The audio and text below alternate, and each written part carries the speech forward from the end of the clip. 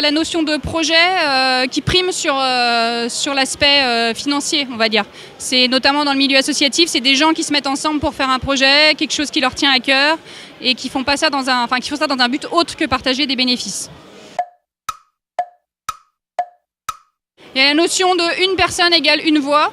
C'est pas en fonction du capital qu'on met dans l'association, c'est pas en fonction de l'argent qu'on met. C'est vraiment une personne, une voix.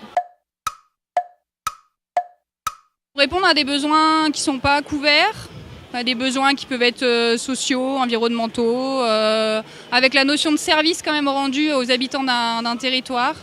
Donc quand même une finalité sociale, sociétale. Le monde associatif, c'est l'acteur majeur de l'économie sociale et solidaire.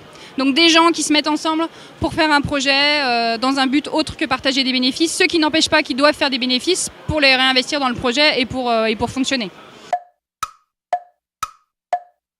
Moi, j'en connais pas mal avec mon métier, donc je ne vais pas me lancer dans une plutôt qu'une autre. Je vais faire la pub pour ma structure, donc je vais citer BGE, qui est une association qui emploie 30 personnes pour accompagner les gens à créer ou reprendre une entreprise, donc avec de l'accompagnement de porteurs de projets, des formations.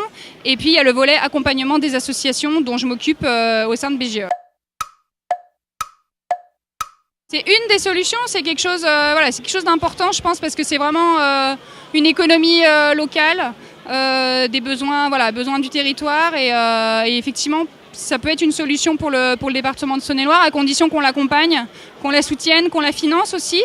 Parce que des besoins non couverts, il y en a plein. Après, est-ce qu'ils sont solvables? Est-ce que les gens sont solvables? Est-ce que c'est un marché qui est rentable? Ça, c'est une autre question. Donc, pour moi, l'économie sociale et solidaire, elle doit forcément être soutenue, accompagnée, si on veut vraiment qu'elle se développe et qu'elle se maintienne sur le territoire.